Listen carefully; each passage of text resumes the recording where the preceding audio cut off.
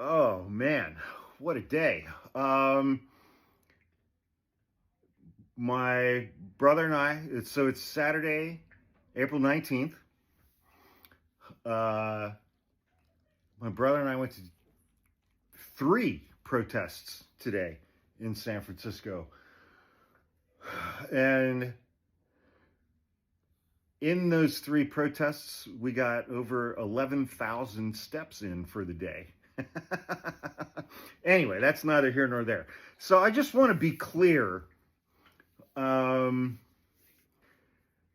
I've been thinking a lot today as I was at these protests, and I was thinking about um, the Trump supporters and their videos that I've been seeing about Kilmar Abrego Garcia, and I've been thinking about the statements from Donald Trump and the Trump administration and their social media posts. And I just want to be clear.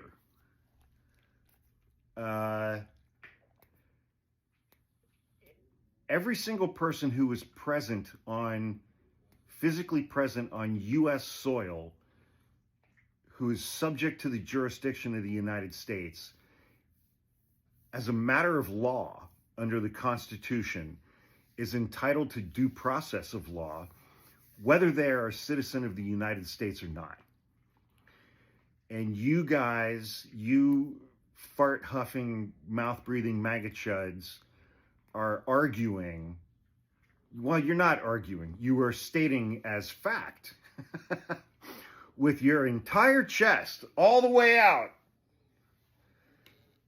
that because Kilmar Abrego Garcia was not in the United States legally, that he is not entitled to due process of any kind. That's your position. You have layered onto that position that he's a member of MS-13, that he's implicated in a murder, that he's a human trafficker, that he's a wife beater. You have added all of those things on. Bear in mind that the Trump administration, before violating two court orders in sending him to a life sentence in a prison in El Salvador, he had a court order in his favor specifically prohibiting the government from sending him to El Salvador. And there was a court order specifically prohibiting the government from letting those planes take off on March 15th. The Trump administration violated both of those court orders and sent him to that prison.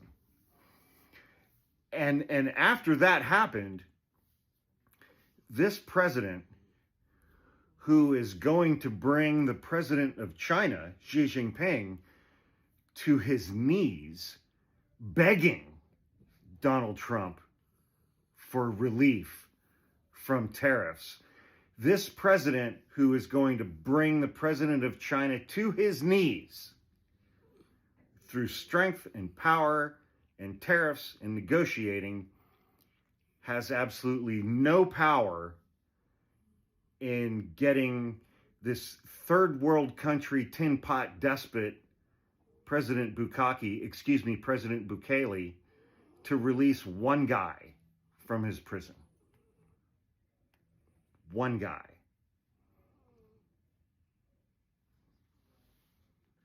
Bearing in mind that it is a matter of law, as affirmed by the United States Supreme Court on dozens of occasions, it's explicitly stated within the Constitution of the United States that you don't have to be a citizen of the United States to have constitutionally guaranteed rights to due process.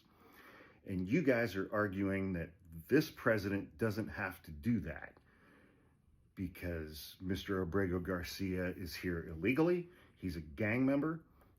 He's implicated in a murder. He's a human trafficker, and he used to beat his wife. If the government had any evidence of any of those things, actual, admissible evidence, this government would have charged him with those things criminally. This government has charged him with no crimes. Mr. Abrego Garcia has never been convicted of any crime in the United States of America or in El Salvador. He's never been charged with a crime in El Salvador. But yet you guys think that he deserves a life sentence in the worst prison in the Western Hemisphere, even though he's never been convicted of a crime in either country.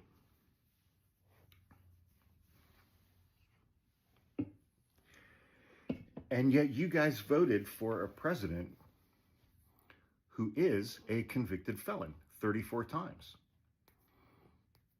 You guys voted for a president who is an adjudicated rapist. You guys voted for a president who owes the state of New York more than $500 million for fraud.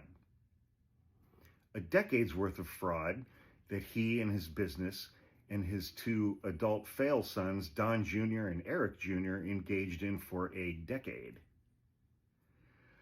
A man whose business was convicted of 17 felony counts for fraud. A man who tried to overturn a free and fair election and incited an insurrection at the Capitol on January 6, 2021. A man who was indicted 91 times, 91 felonies in 4 separate jurisdictions, including 35 violations of the Espionage Act. It is a factual statement to say that Kilmar Abrego Garcia has less of a criminal record than President Donald Trump. That's a factual statement because Donald Trump is still a convicted felon. Suck on that, MAGA. Due process simply means the following. If the government has evidence that he is a member of MS-13, let them prove it in court. If the government has evidence that he is implicated in a murder, let them prove it in court. If the government has evidence that he is a human trafficker, let them prove it in court. If the government has evidence that he is a wife beater, let them prove it in court.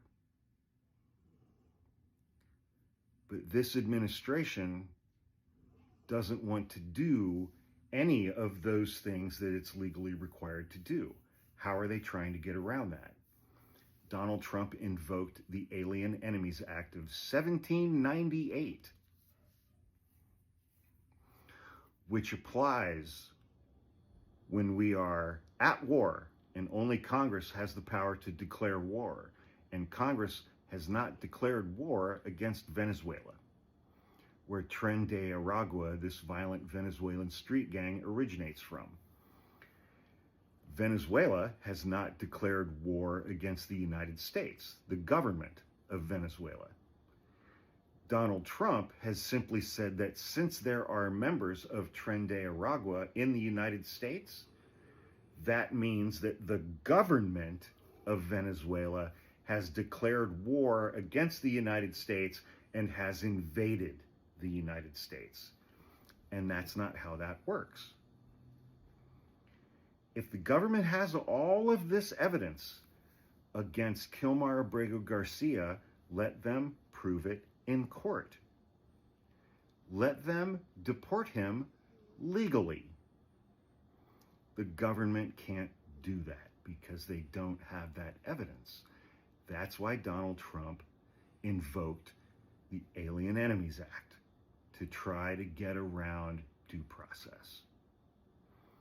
And he got his fucking ass handed to him at 1:30 in the morning today by the United States Supreme Court, who bypassed the Fifth Circuit of Appeals, the Fifth Circuit Court of Appeals, where a bunch of these appeals are still pending. This court never does that, ever. The Supreme Court said, you are not to do anything with these immigrants that you intend to deport under the Alien Enemies Act until you get an additional order from us giving you permission. They didn't kick it down to the lower courts. They said, you can't do this until you get a further order from us. And this was a 7-2 decision.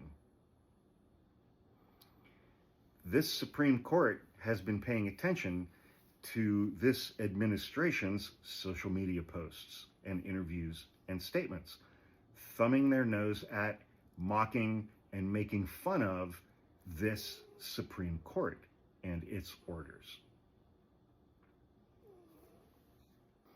So my question to MAGA is, and I mean this seriously, why is it, do you think, that this president does not have to follow the law?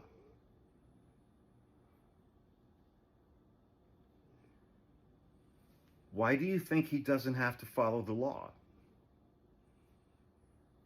The law is very clear, and he and his administration have been subverting the law and the rule of law at every possible turn, simply to rid this country of brown people.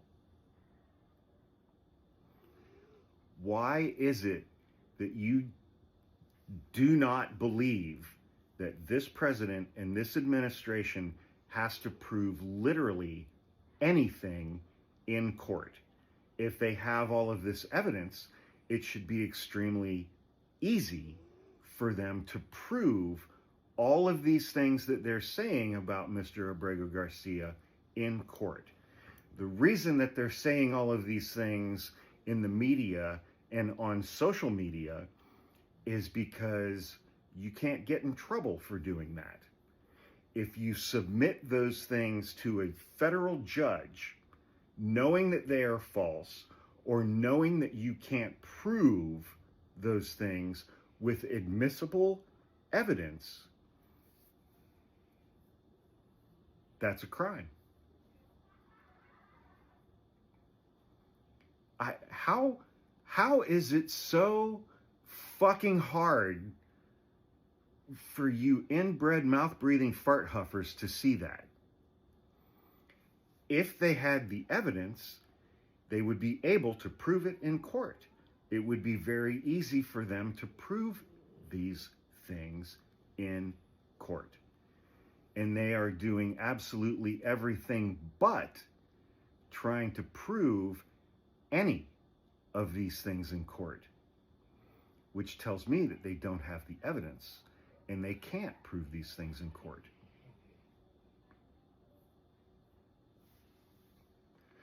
And so I'm just left here sitting here thinking, you cornpone motherfuckers who claim every single fucking day to care so much about the Constitution are ignoring one of the absolute bedrock principles of the Constitution. Every single human being who is present on United States soil is constitutionally guaranteed due process of law. If the government makes an accusation against them, they get to defend against that accusation. They get to have a hearing. They get to force the government to prove their case. And I don't understand why you guys are so willing to throw that out the window. Every single January 6th defendant was arrested, charged, indicted, read their Miranda warnings, arraigned, multiple hearings. Many of them had jury trials, had verdicts, got sentenced. All of that is due process. They all got due process when they were convicted of multiple violent felonies. This president pardoned all of them. You didn't have any problem with that. Not one problem with any of that. Kilmar Abrego Garcia has never been convicted of a crime, unlike the convicted felon and rapist that you voted for. He has a cleaner record than your president. And you won't even ask this president to present evidence against him in a court of law. That tells me it's not about right and wrong for you guys. It tells me it's not about the law for you guys. That tells me that it's about racism and bigotry. And that you guys are so mind-numbingly terrified of white people becoming a minority in the United States that you will completely scrap the Constitution, the protections and the rights afforded within the Constitution for anybody who is not exactly like you. And that makes you un-American, that makes you anti-American, and that makes you the exact opposite of patriotic. People who still support Donald Trump in April of 2025 are traitors to the United States of America. Full stop. You are traitors to this country. Full stop. And you know I'm right.